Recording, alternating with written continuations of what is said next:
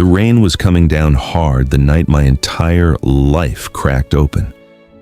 I remember pushing my apartment door and feeling something was wrong before I even stepped inside. It was the kind of feeling that grabs you by the chest and squeezes. That animal instinct that says, "Stop." Something is different. The lights were off. I hadn't left them off. I stepped in slowly. The door clicked behind me. And then I heard it. A single footstep, calm, deliberate, like whoever was in my apartment had absolutely no reason to rush. I spun around, and there he was. Ethan Monroe, my boss, the billionaire. The man who had paid 2 full years of my rent without asking for a single thing in return. Standing in the middle of my living room in the dark, perfectly still, perfectly dressed, like he had been waiting for me to come home. My voice barely came out. "Ethan, what are you doing in my apartment?" He looked at me for a long moment, and then he said 4 words that shattered every single thing I thought I knew about him. "I came to collect." Welcome, beautiful family. This is Danito's Stories, where the quietest moments break the hardest. My name is Layla Carter. I'm 28 years old, and I was born in Savannah, Georgia, one of those small southern cities that's beautiful on the surface and exhausting underneath. My dad, Ray Carter, was one of the most respected men I knew growing up. Not because he was rich or powerful. He wasn't. He was a federal logistics compliance officer, a quiet, disciplined, old-school man who believed in doing things the right way, even when the wrong way was easier. He raised me with 2 rules: trust slowly and watch carefully. I wish I had listened. My mom ran a small diner on the south side of Savannah, the kind of place where the coffee was always hot and the pie was always real. She worked every single day of my childhood with flour on her hands and a tired smile she never let fall. We weren't poor, but we weren't comfortable either. We were in that invisible middle where one bad month changes everything. When I was 24, I left Savannah for Atlanta. I had a business administration degree, a small savings account, and a conviction that if I just worked hard enough, the city would reward me. Atlanta had other plans. I spent 3 years climbing. I got a junior position at Monroe Freight and Logistics Group, a mid-size corporate firm handling freight contracts across the Southeast. I answered emails, tracked shipments, managed office calendars, and sat through meetings where men in expensive suits made decisions about things I barely understood yet. I was good at my job. I was reliable. I was always early. But I was also barely surviving. My rent in Midtown Atlanta was $1,850 a month. My salary after taxes left me with about $2,200 to cover everything else. Every month felt like a math problem with no clean solution. By the time I had been at Monroe Freight for 18 months, I was 2 months behind on rent, and my landlord had already sent the first official eviction notice. I didn't tell anyone at the workplace. I kept it invisible. Pressed blazers, clean hair, professional smile. No one knew that most nights I was eating peanut butter toast and staring at my ceiling, counting down days. That was the version of me that Ethan Monroe noticed. I had never actually spoken to Ethan Monroe before he called me into his office that Tuesday morning. I had seen him, of course. Everyone had. You don't miss a man like Ethan Monroe. He was 36 years old, younger than most CEOs of companies his size. Tall, sharp-featured, always in a dark suit. He had this way of moving through a room like everything in it already belonged to him. He didn't greet people, he acknowledged them. There was a difference. No one knew much about his personal life. No girlfriend, no wife, no family photos on his desk. Just the company, the numbers, and that controlled, unreadable expression he wore like armor. When his assistant called my name that morning, I was convinced I was being let go. I walked into his office with my heart already in my stomach. He was standing at the window when I stepped in, looking out at the Atlanta skyline. He didn't turn around immediately. He let the silence sit for a few seconds, long enough to make me feel every one of them. Then he turned and looked at me directly. "Layla." "Yes, sir." "Sit down." I sat. He looked at me the way you look at a problem you've already solved, studied, certain, like the answer was just a formality. "I'm going to ask you something, and I need you to answer honestly." He paused. How much is your rent? I blinked. I'm sorry? Your rent. He said it again without blinking. How much is it? I didn't understand the question. How did he know about my rent? I didn't understand why my CEO was asking me this in his corner office at 9 in the morning. But something about the way he said it, quiet, direct, not unkind, made me answer. $1,850 a month. He nodded once, like I had confirmed something he already knew. That'll be handled, he said, and then he turned back to the window. You can go. I sat there for another 3 seconds because I genuinely didn't know if I had imagined what just happened. Then I stood up, said, "Thank you," and walked back to my desk in a daze. 3 days later, I got a text from my landlord. Layla Carter, your account has been paid in full for the next 24 months. No further balance due. I read it 4 times. Then I read the second message, this one from an unknown number. I quickly realized it was Ethan. Don't think about rent again. Focus on your work. That was it. No explanation, no agreement, no strings attached in writing, just 24 months of rent, paid in full, by a man who had barely spoken 30 words to me before that morning. I sat in my car in the parking garage that evening, and I cried. I'm not embarrassed to say that, because when you've been holding your breath for months and someone suddenly tells you to breathe, the release is violent. That night, I called my dad. Daddy? Hey, baby girl. His voice was warm and low, the way it always was when he answered. How was your day? Something happened, I said. Something I don't fully understand. I told him his name, everything, the office, the question, the rent he paid. There was a long silence on his end, longer than usual. His name is Ethan Monroe, he said slowly. Yes, sir, he's the CEO there. Another pause, then quietly, Layla, be careful. Daddy, what does that mean? But all he said was, I don't trust that name. Be careful, baby. I brushed it off. My father was protective by nature. He worried about everything. I told myself it was nothing. I was wrong. It started small. The way everything dangerous starts, small enough to dismiss. The first Monday after the rent was paid, Ethan stopped by my desk on his way out. He didn't need anything. He just stood there for a moment, looked at whatever I was working on and said, You're precise. I like that. Keep it. Then he walked away. I told myself it was professional. The following week, I got a text at 9:47 p.m. Are you still at the office? I stared at it, then typed back, No, I left at 6. Everything okay? 3 minutes passed. Just checking, get some rest. I put my phone down and sat with that for a while. Then I put it away and told myself it was nothing. But it kept happening. Little things. A text here. A passing comment there.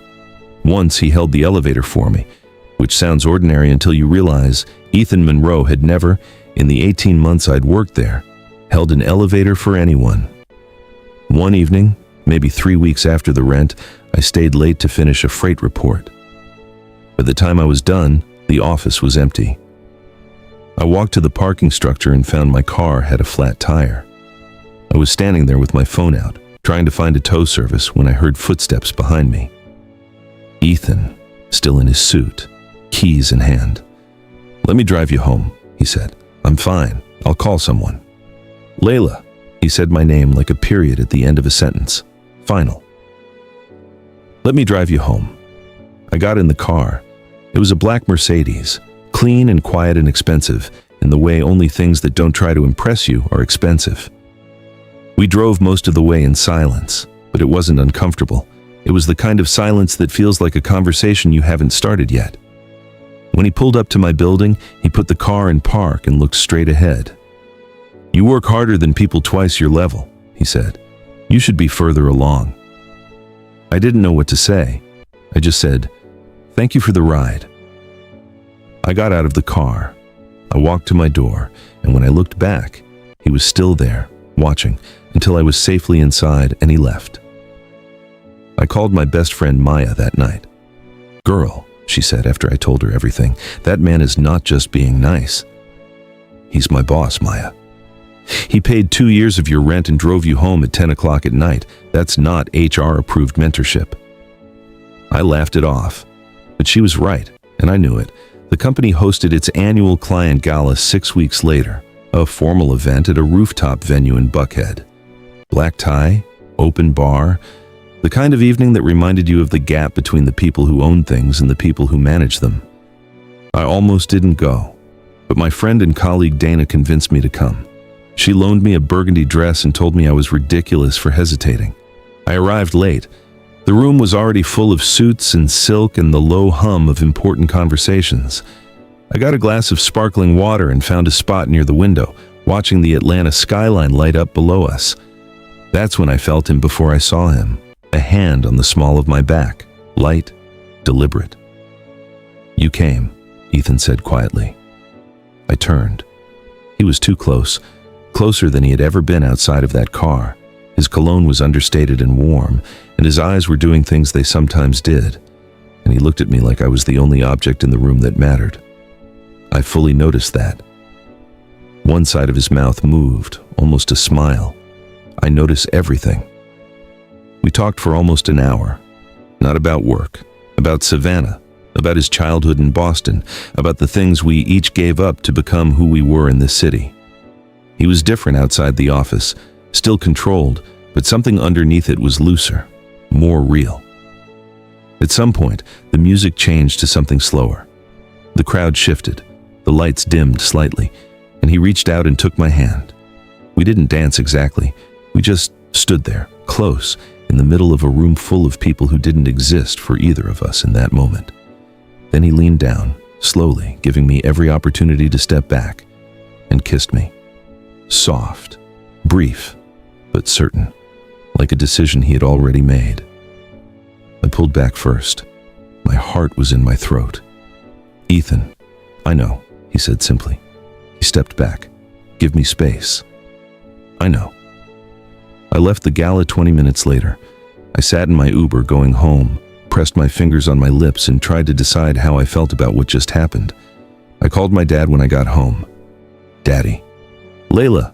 He heard something in my voice immediately. My dad always does. "What happened?"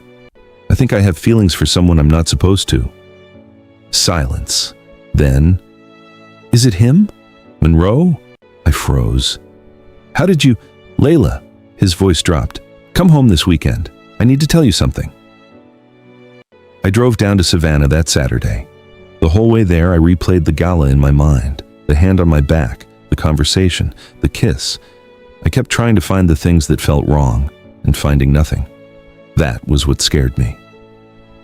My dad was sitting on the porch when I pulled up. He looked the same as always, calm, measured, older than I like to admit. He had a glass of sweet tea and an expression I couldn't immediately read. We sat together for a while before he spoke. "You know, I spent 20 years in federal logistics compliance," he said. "I know. If you're feeling this story, like and share it so others can find it. Comment where you're watching from now. Back to the story. 12 years ago, I worked as an independent auditor assigned to a company called Meridian Freight, a mid-level operation out of Charlotte." He paused. Ethan Monroe was a junior executive there, 24 years old, brilliant, ruthless, and moving money through freight contracts in ways that were never meant to see daylight. My stomach dropped. "What kind of money?" "Fraudulent invoicing, phantom shipments, at least 3 offshore accounts connected to operations I later found out were not just illegal. They were dangerous." He set his glass down slowly. "One of those shipments went wrong, Layla. It wasn't just goods. People got hurt." "Daddy!" "I built the case. I documented everything, every transaction, every pattern, every name." He looked at me. "And then I submitted my report to the federal office." "What happened?" His jaw tightened slightly. "The right people buried it. Monroe had connections I didn't know about. The case went nowhere. He was never charged. And 6 months later, I was quietly reassigned and eventually pushed out of the department." I sat with that for a moment. "So he got away with it," my father confirmed quietly. "And then he disappeared for 2 years, came back to Atlanta, built Monroe Freight from scratch, and became the kind of man nobody questions anymore. The air between us felt heavy. "Daddy," I said slowly, "you think he knows who I am?" My father looked at me directly. "Baby, I think that's the only reason he hired you." I drove back to Atlanta with a different set of eyes. I went over everything. The way I was hired, through a staffing agency, selected from a pool of candidates. Had he seen my name on the application? Had he searched me? I thought about the way he'd asked about my rent, not as a spontaneous act of generosity, but with the precision of someone who already knew the number. I thought about his texts, his coincidental appearances, the gala, the kiss. And then I thought about the way he looked at me, and I felt sick. Because even now, even with all of this sitting on top of me, I still felt something when I remembered it. That was the most frightening part. I didn't stop talking to him. I know that sounds impossible, but when you're inside something, when someone has been kind and concerned about you, it's not as simple as just stopping. The feelings don't stop because the facts change. But I was watching differently now. The following week, Ethan texted me on a Tuesday evening. "I want to take you to dinner, not a work thing." I stared at it for 20 minutes, then I typed back, "What kind of dinner?" "The kind where you let me actually talk to you." I knew I should say no. My dad's voice was in my head. Every instinct I had inherited from a man who spent his life reading patterns was firing at once. I said yes anyway. We went to a quiet Italian restaurant in Virginia Highland, the kind of place with no music and excellent wine and tables far enough apart that no one can hear you. He was different that night. The armor was down. He talked about his father, a cold, absent man who measured love in achievements. He talked about building Monroe Freight from nothing after Charlotte, about the years when he had no one, and the company was the only thing he had. I listened. I laughed at the right moments. I let him refill my wine glass, and at the end of the night, when he walked me to my door and stood there looking at me in that quiet, certain way he had, I let him kiss me again, this time longer. This time, I kissed him back. And somewhere in the back of my mind, my father's voice said, "Watch carefully, Layla." I wasn't watching carefully. 2 days later, Maya called me with something in her voice I didn't like. "Layla, I need you to look something up right now." "What?" "Type in Ethan Monroe and Meridian Freight." I went cold. "Why?" "Just do it." I pulled up my laptop. The search returned one result, an old archived article from a Charlotte business journal dated 12 years ago. The headline read, "Meridian Freight Compliance Officer submits federal report. Investigation quietly closed." The compliance officer's name? Raymond Carter. My father. "Maya, he knows exactly who you are," she said. "He's known from the beginning." It was a Friday night when everything finally broke. I'd spent 3 days trying to decide what to do. I'd spoken to my dad twice. He told me he had already contacted someone, a former colleague at the federal level who was still active. He told me to stay calm. He told me not to confront Ethan yet. I was trying, I really was. But that Friday, I came home late, after a long, emotionally draining day of watching Ethan from across the office and feeling the ground shift beneath every memory I had of him. I stepped off the elevator, walked down the hall, pushed open my apartment door, and stopped. The lights were off. I'd left the lamp on. I always left the lamp on. My hand found the wall switch. The light came on. And there he was, Ethan Monroe, in my apartment, standing next to my kitchen counter with his jacket on and his arms at his sides, watching me the way you watch someone when you've been waiting. And now, the waiting is finally over. My voice came out quieter than I intended. "How did you get in here?" He tilted his head slightly. "I know the building manager." "That's not." I stopped. My heart was hammering. That's not an answer to the question I'm asking. He crossed the room slowly, stopped in front of me, close enough that I could see everything in his eyes. And what I saw, there was not what I expected. It wasn't coldness. It wasn't a calculation. It was something far more complicated and far more dangerous. He reached up and touched my face. And inside me, I said, "God help me." I didn't move. "I know you've been looking," he said quietly. "I know what you found." I pulled back. Then you know I know everything." "Not everything," he said. He kissed me one final time, slow and deliberate, the kind of kiss that says this is a goodbye or a beginning, and I haven't decided which. And for about 1 minute, I let it happen because I'm human, and he was the most compelling person I had ever been foolish enough to fall for. Then I stepped back, put my hand flat on his chest, and pushed. "Tell me why," I said. My voice was steady now. "Tell me why you hired me. Why did you pay my rent? Why me? Say it out loud."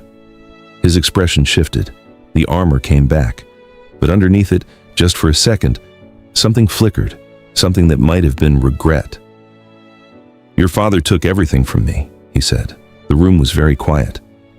"He built a case that was supposed to destroy me.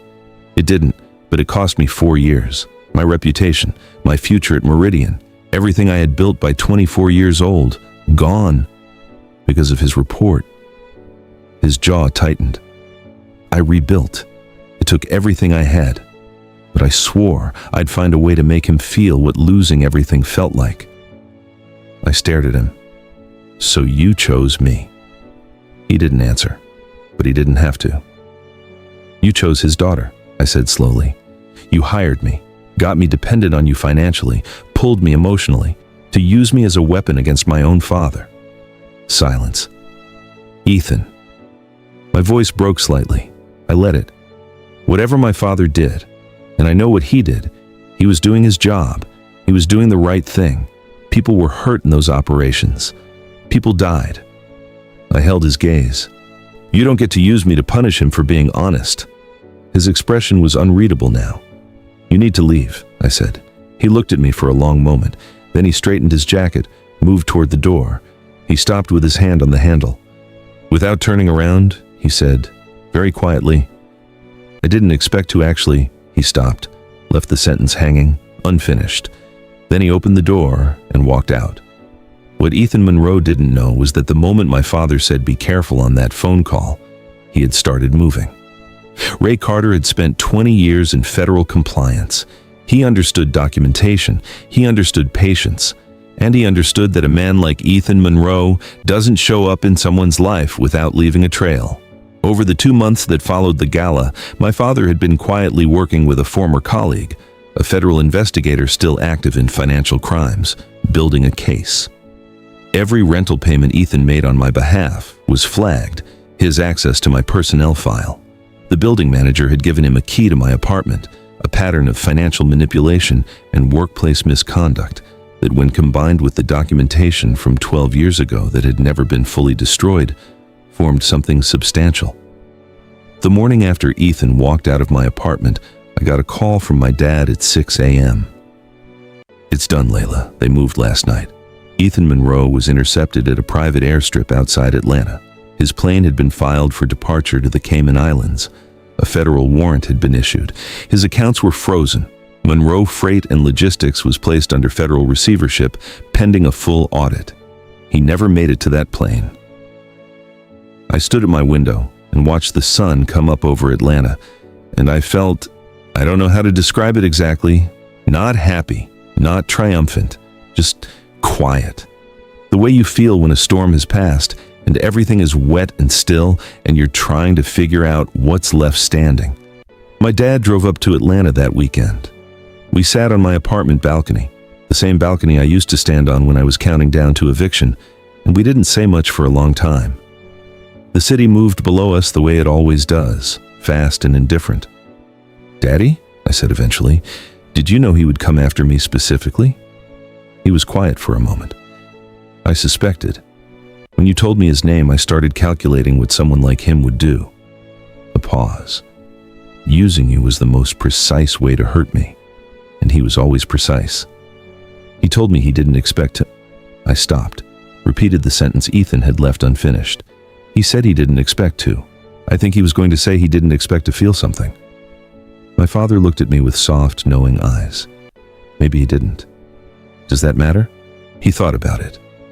"It matters to you, which means it matters." I looked out at the skyline.